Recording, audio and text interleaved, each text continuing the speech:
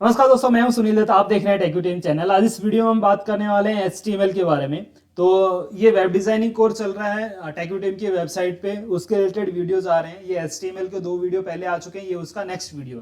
तो HTML part 3 हमने इसका टाइटल दिया है, जो कि पार्ट 1 और पार्ट 2 के बाद अभी शुरू कर रहे हैं। तो पार्ट 1 और पार्ट 2 में जो हमने चीजें देखी थी, जो लोग कंटिन्यू देख रहे हैं वीडियो, उनको पता होगा कि हमने टैग्स देख लिए थे। उसके बाद में उनके CSS कैसे लगाते हैं, एलिमेंट्स के एट्रीब्यूट्स क्या होते हैं, उनकी वैल्यूज कैसे डिफाइन करते हैं, इमेजेस कैसे लगाते हैं, पैराग्राफ कैसे लिखते हैं, हेडिंग कैसे लिखते हैं, ये सारी चीजें हमने देख ली थी। इनलाइन, इंटरनल और एक्सटर्नल CSS कैसे लगाते हैं, ये भी हमने देख लिया था।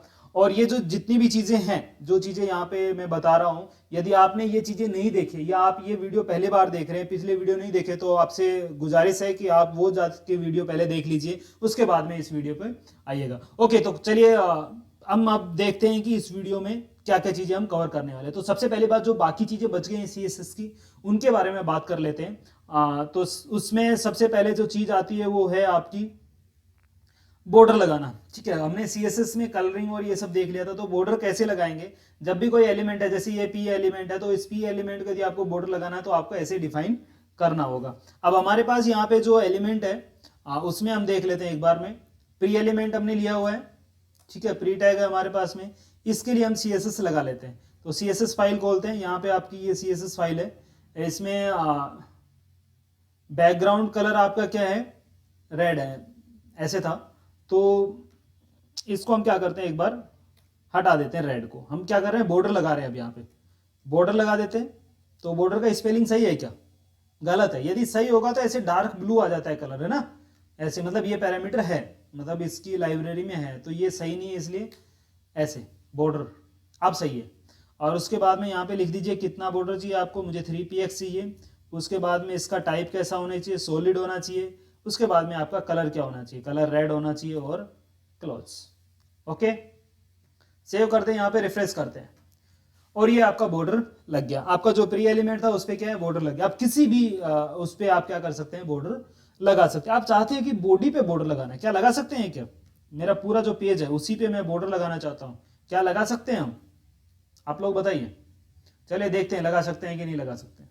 डेफिनेट सी बात है, लगा सकते हैं। कोड हमारा लिख रहे हैं, सही कोड है, फिर क्या दिक्कत है? लग गया, बॉर्डर लग गया।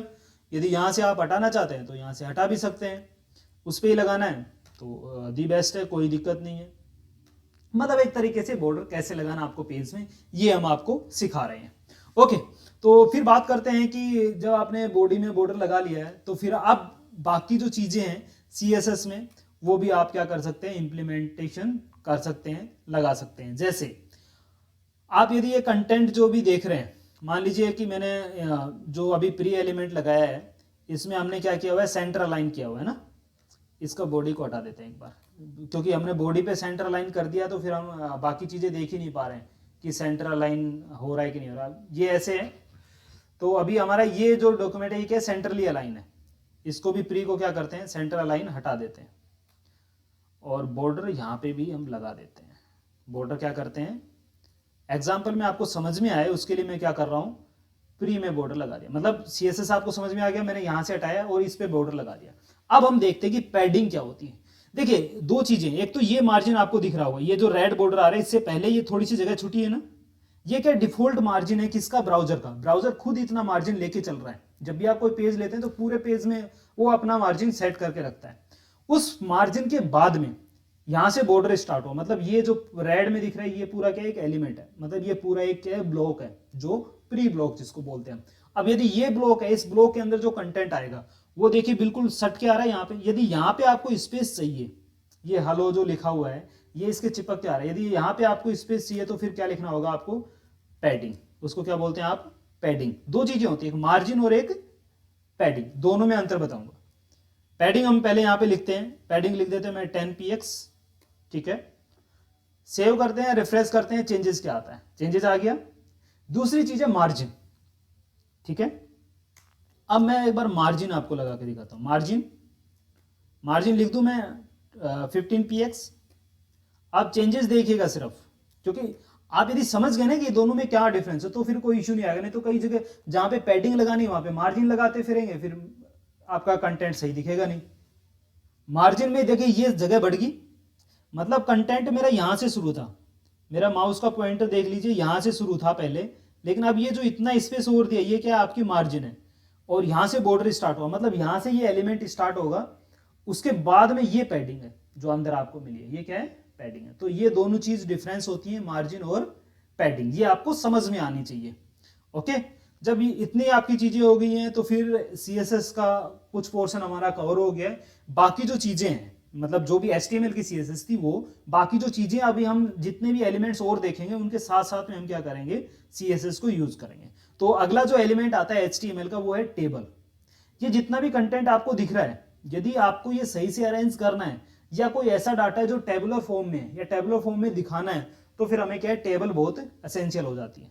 तो टेबल को कैसे यूज करते हैं HTML में, एक बार हम प्रेजेंटेशन में देख लेते हैं, उसके बाद में हम फिर क्या करते हैं, फर्दर अपने प्रैक्टिकल पे आएंगे। तो प्रेजेंटेशन में देखने के लिए HTML में मेनली टेबल के लिए आपको 4 टैग यूज होंगी। सबसे पहले फर्स्ट टैग क्या है, टेबल टैग है, खुद ही टेबल डिफाइन करने के लिए है कि यहाँ से टेबल शुरू हो रही है। जैसे आपने बॉडी टैग यूज किया था, बॉडी जहाँ से शुरू होती है, प्री टैग यूज किया जहाँ से प्री वाला एलिमेंट शुरू हो रहा है वहां से, तो ऐसे ही क्या है, टेबल को यूज करते हैं। उसके बाद में TH, TR और TD। TH किसके लिए, जब भी आप कोई टेबल लिखते हैं तो जो कॉलम रहते हैं उसके ऊपर हेडिंग लिखते हैं, तो वो जो हेडिंग है उसको यहाँ पे किस में लिखना है, TH टैग में। जो रो है उसको किस में लिखना है, TR में। और जो आपका कंटेंट रहता है, जो सेल रहता है, जैसे एक्सेल की सीट देखते हैं वहां पे सेल बनते हैं ना, कहाँ पे, जहां पे आपका डाटा लिखते हैं, वो जो चीज है वो क्या होती है, आपकी TD होती है। तो कैसे इसको डिजाइन करेंगे एक बार वो अपन देखते हैं। मतलब क्या है, एक बार यहाँ पे आप प्रेजेंटेशन में देख लीजिए पहले, और उसके बाद में मैं आपको यहाँ पे दिखा। देखिए यहाँ से टेबल स्टार्ट किया, टेबल में क्या है, एक TR लगा दिया, TR के अंदर में एक TH, मतलब ये एक रो हो गई, दूसरी रो ये हो गई, और तीसरी रो ये हो गई, और उसके बाद में टेबल क्लोज, 3 रो लिए। ठीक है, तो ऐसे ही हम भी क्या करेंगे, अपने एग्जाम्पल में यूज करेंगे, एक टेबल क्रिएट करेंगे और फिर उसके बाद में उसका आउटपुट देखेंगे। अब ये टेबल कहां बनाऊं, CSS में बनाऊं या HTML में, ये कंफ्यूजन में बिल्कुल नहीं होना है। CSS सिर्फ किसके लिए, पेंटिंग वेंटिंग और इनके लिए। आप समझे ना, वो पिछला जो एग्जाम्पल था घर वाला, अब जो घर का ढांचा जो बनाना है आपको, वो तो कहां बनाना पड़ेगा, HTML पेज में ही बनाना पड़ेगा। तो हम टेबल कहां पे, यहीं पे ही कोड लिखेंगे, टेबल का जो कोड लिखेंगे कहां लिखेंगे, यही लिखेंगे। तो हम क्या करते हैं, यहाँ पे ये जो आपका प्री वाला जो है, इसके जस्ट नीचे मैं क्या करता हूँ, एक टेबल बना लेता हूँ। टेबल लिखने के लिए आपको टेबल लिख दीजिए, टेबल टैग स्टार्ट कर दिया हमने, और यहाँ पे टेबल टैग एंड कर दिया, एलिमेंट स्टार्ट और एलिमेंट एंड दोनों हो गया। इसके बीच में आपको कितनी रो चाहिए, मैं 2 रो लेके चलता हूं अभी। ठीक है, तो 2 रो ले लेते हैं हम। 2 रो का मतलब 2 TR टैग आएंगे, क्लोजिंग और ओपनिंग। ठीक है, उसके बाद में एक TR हो गया, एक TR और ले लेते हैं, और उसके बाद में हम क्या कर देते हैं, इसको क्लोज कर देते हैं। कंप्लीट, 2 रो हो गई हमारी। अब इस रो के अंदर, ये तो रो हो गई, यदि आपको कॉलम चाहिए, मान लीजिए 2 कॉलम भी चाहिए मुझे, तो हर एक रो के अंदर 2 कॉलम होने चाहिए। कंसेप्ट आपको समझ में आ जाएगा जब यहां पे बन के आएगी टेबल। तो जैसे एक्सेल में होती है ना, ऐसे ही, तो हम यहाँ पे 2 रो चाहिए तो आपको 2 TD लिखने पड़ेंगे। ठीक है, 2 TD एलिमेंट आपको चाहिए होंगे, और इसी को कॉपी पेस्ट करेंगे हम, कॉपी और यहाँ पे पेस्ट। यही जो 2 TD हैं इसी को क्या करेंगे, कॉपी और पेस्ट यहाँ पे दूसरी रो में, जो टेबल की जो दूसरी रो बनाई है हमने उसमें कर देंगे। अब आपको कंटेंट समझ में आए, इसलिए TD के अंदर आप वैल्यू लिखते हैं ना, तो मैं यहां लिख देता हूं हेलो, और यहां पे भी लिखता होता हूं हेलो, और दूसरे वाले में भी लिख देता हूं हेलो, और दूसरे वाले TD में भी लिख देते हैं हेलो। सेव करते हैं, पेज को रिफ्रेश करते हैं, देखें हेलो हेलो हेलो ऐसे लिख के आ गया, मतलब 2 ऊपर 2 नीचे, 2 कॉलम बन गए, 2 रो बन गई। फिर हेडिंग तो हमने कहीं यूज ही नहीं किया, तो कहने का मतलब टॉप में आप एक हेडिंग भी यूज कर सकते हैं। तो TH इसका अलग से क्यों बनाया, उसके एक बार देखते हैं। हेडिंग कहाँ यूज करेंगे, एक रो और बनानी चाहिए, उस रो में आप हेडिंग यूज करेंगे। तो पहले हम क्या करते हैं, एक रो क्रिएट कर लेते हैं TR का यूज करके, उसके बाद में यहां पे लिख देते हैं TH। ठीक है, यहां पे TH लिख दिया हमने, एक TH और आएगा इसी रो के अंदर।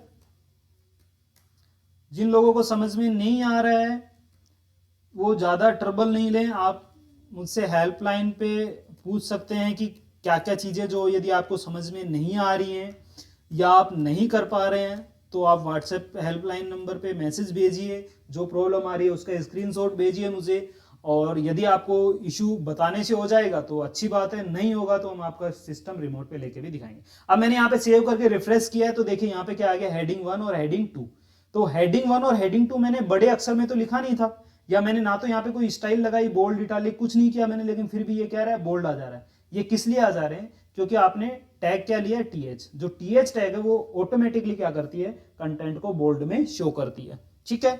लेकिन यहाँ पे कुछ वो रोज नहीं आ रही है ना, लाइंस नहीं आ रही जैसी टेबल में होती है ना, हम फेमिलियर नहीं हो पाए। तो वैसी यदि आपको करनी है तो फिर क्या करना होगा, हमें बॉर्डर लगाना होगा। क्या लगाना होगा, बॉर्डर लगाना होगा। वो हम क्या कर सकते हैं, लगा सकते हैं, या टेबल की स्टाइल लगा सकते हैं आप। वो सारी चीजें हम एक एक स्टेप बाय स्टेप देखेंगे। तो पहले ये टेबल पे एक बार बॉर्डर लगाते हैं, कैसे लगाएंगे। तो सबसे पहले यहाँ पे लिखना है टेबल। जैसे हम ये प्री और ये सब एलिमेंट के लिए हम कोड लिख रहे थे, वैसे हम लिखेंगे। और ये जो बॉर्डर यहाँ पे लगाया हुआ था ऊपर, हम इसी को कॉपी करके यहाँ पे पेस्ट कर देते हैं। बार बार किस लिए लिखना है। ओके, तो सेव करते हैं और एक बार देखते हैं बॉर्डर लगता है कि नहीं लगता है। रिफ्रेश किया, टेबल पे आपका बॉर्डर आ गया। अब ये जो टेबल पे बॉर्डर है यही, लेकिन मुझे ऐसे नहीं चाहिए था, यहाँ पे भी तो चाहिए था आपको, ऐसे बीच में नहीं चाहिए था क्या, चाहिए। यदि आपको चाहिए है तो फिर आप क्या कर सकते हैं, यहाँ पे भी वो लगा सकते हैं किस किस में आपको चाहिए। जैसे टीएच में चाहिए, टीडी में चाहिए, यहाँ पे आपको चाहिए तो आप इसको लगा सकते हैं। सभी पे बॉर्डर आ गया। आप तो ऐसे क्या कर सकते हैं, हम टेबल का बॉर्डर भी लगा सकते हैं। अब यहाँ पे देखिए टेबल आपको हाफ साइज में आ रही है। इसको टेबल को यदि पूरा साइज लेना है, जैसे ये पीआर ले रहे हैं ना, पीआर क्या होता है, पूरा ब्लॉक होता है, इसलिए पूरी विड्थ लेता है ये। लेकिन टेबल ऐसे डिफॉल्ट लेगी नहीं। यदि आपको ऐसे करना है तो फिर आप यहाँ पे लगा सकते हैं इसकी टेबल की क्या कर सकते हैं, आप स्टाइल लगा सकते हैं। विड्थ स्टाइल की जो विड्थ होती है वो लगा सकते हैं 100%, जो पहले भी हमने बताई थी, वैसे आप क्या कर सकते हैं, लगा सकते हैं। एक बार लगा के देखते हैं हम लोग कि कैसे आप विड्थ लगाएंगे और कैसे फिर चेंज होता है। तो यहाँ पे लगाते हैं स्टाइल, स्टाइल इक्वल टू क्या लगाएंगे हम, विड्थ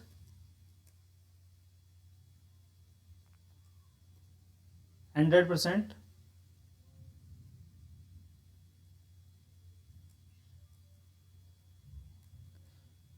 और इस 100% को हमको क्या करना है, यहाँ पे इसको इन्वर्टेड कॉमा में लगा देना है आपको, और सेव करते हैं यहाँ पे और रिफ्रेश करते हैं। तो अभी क्या चेंजेस क्या आएंगे, कुछ नहीं आएगा, सिर्फ ये जो टेबल का साइज है वो क्या हो जाएगा, पूरे पेज में आ जाएगा। मतलब जितना भी पेज का साइज होगा आपका, उतने साइज में आपकी टेबल आ जाएगी। अब एक डिफरेंस आपने यदि देखा है तो देखिए, ये जो हेडिंग है ये सेंटर में आ रही है और ये क्या है, लेफ्ट अलाइन है, ठीक है।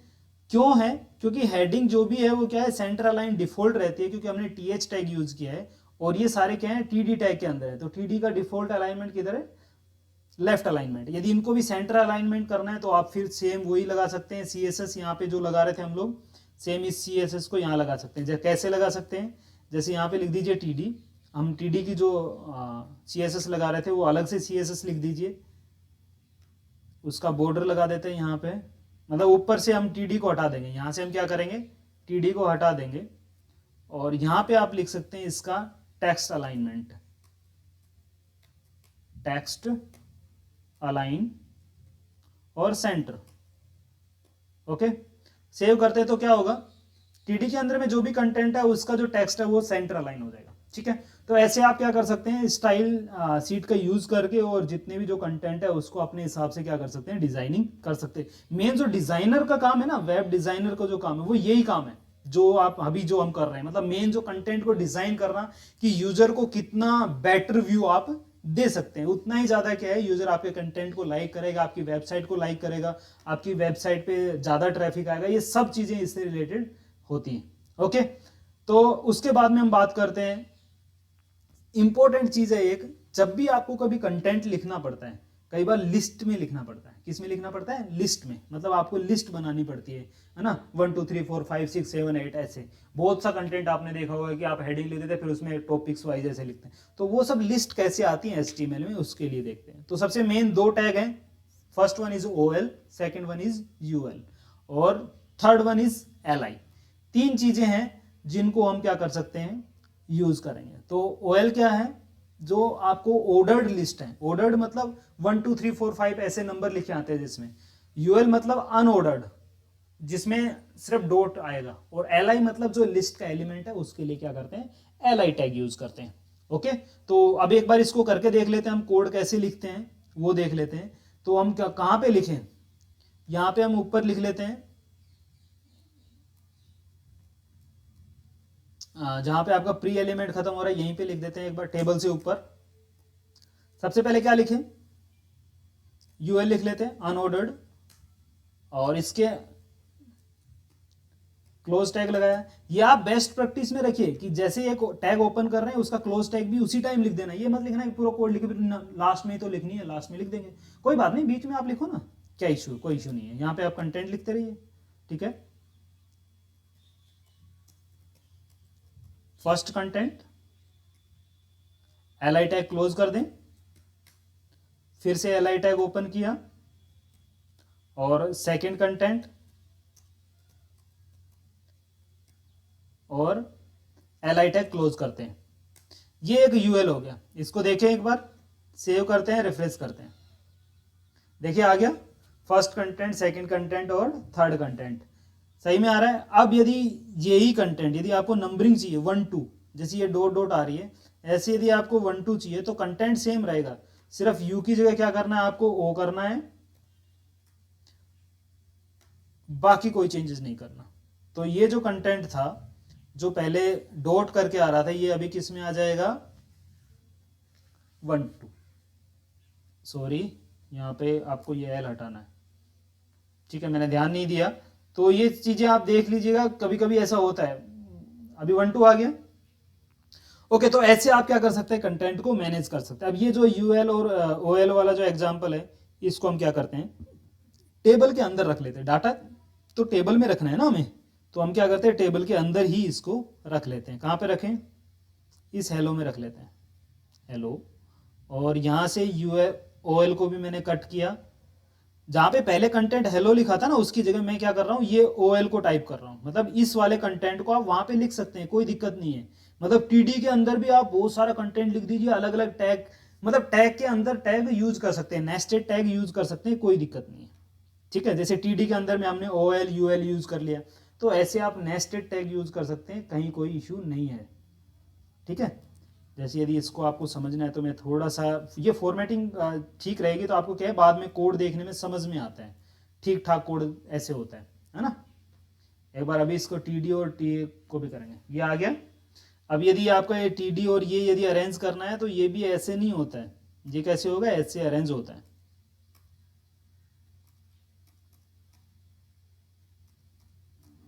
जब आप कोड लिखते हैं ना तब इस प्रकार से लिखना है, उससे क्या होता है ना आपको एक बहुत ही अच्छा सा मतलब समझ में अंडरस्टैंडिंग सही आती है। अभी मैं जस्ट क्योंकि मैं अभी आपको पहले ये चीज़ बताने लगा तो फिर आपको बहुत ज़्यादा हेडक हो जाएगा, इसलिए मैं नहीं चाहता कि आपको पहले आप बस सीख जाएं किसी तरह। यदि आप सीख गए एक बार तो फिर तो ये सारी चीज़ें तो आप खुद देख देख के ही देख लेंगे कि नहीं नहीं ये चीज़ ऐसे होती है यार, ये चीज़ ऐसे करनी है, ये चीज़ यहाँ लिखे रहते हैं, ये प्रोग्रामर यहाँ लिखते हैं, ये ऐसे लोग लिखते हैं। ठीक है, ये ऑटोमेटिक हो जाता है, कोई दिक्कत नहीं। यदि आप कोई ऐसा मतलब आईडी लेंगे ना, इंटीग्रेटेड डेवलपमेंट एनवायरनमेंट सॉफ्टवेयर, तो उसमें क्या है ऑटोमेटिक अपने आप हो जाते हैं, जो हायरार्की वाइज जो चीज़ें हैं ना ये अपने आप हो जाती है, आपको करने की जरूरत नहीं पड़ती है। ठीक है, तो ऐसे आपको करके देखना है। ये जितनी भी चीज़ें मैं यहाँ पे बता रहा हूँ ये आपको करके देखनी है। पहले पहले एक बार कंटेंट बना लीजिए, जो अभी यहाँ पे कंटेंट मेरा करके दिखाने का मतलब यही है, मैं पहले कंटेंट बना लूँ और उसके बाद समझा भी सकता हूँ वीडियो में, लेकिन मैं वो नहीं चाहता हूँ कि आपको फिर वो चीज़ें समझ में ना आए, तो क्या मतलब है। मैं आपके सामने कर रहा हूँ तो आपको पता चल रहा है कि मैंने यहाँ पे माउस क्लिक किया था और फिर उसके बाद मैं एंटर की प्रेस कर रहा हूँ या क्या कर रहा हूँ, वो थोड़ा सा दिख जाता है, तो उससे क्या होता है आपकी अंडरस्टैंडिंग सही हो जाती है। और मेन मकसद तो यही है ना हमारा कि आप लोग इजी अंडरस्टैंडिंग हो जाए आपके लिए, ताकि कंटेंट आपको समझ में तो आ जाए, लेकिन उसको यदि आप करके देखना चाहें तो भी आपके लिए वो इजी हो जाए। ठीक है, तो ये मैंने कुछ थोड़ा सा ऐसे कंटेंट अरेंज कर लिया ताकि आप इसको बेहतर तरीके से समझ सकें। क्लियर है ना। अब बात आती है इस कंटेंट से अरेंज करने या ना करने से आपके आउटपुट में कोई फर्क नहीं आएगा, आउटपुट तो वैसे ही रहेगा। आउटपुट में क्या फर्क आना है, आउटपुट तो आपने कंटेंट तो कुछ चेंज ही नहीं किया, कोई टैग अलग से लगाया नहीं, कुछ नहीं लगाया, लेकिन सिर्फ हमने क्या किया, अरेंज किया ताकि आपकी टेबल टेबल की तरह यहाँ पे कोड में भी दिखे।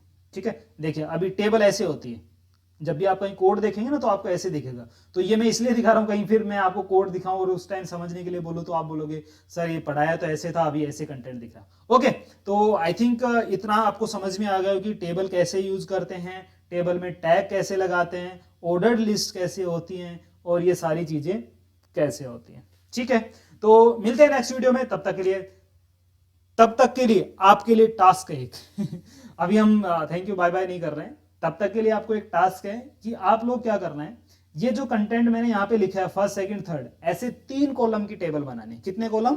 3 कॉलम 3 रो, और उसमें एक कंटेंट लिखना है और वो पेज रेडी करना है आपको। और कल का जो वीडियो होगा, नेक्स्ट वीडियो जो होगा, उसमें मैं चाहूंगा कि आप लोग वो कंटेंट प्रेजेंट रखें अपने सामने।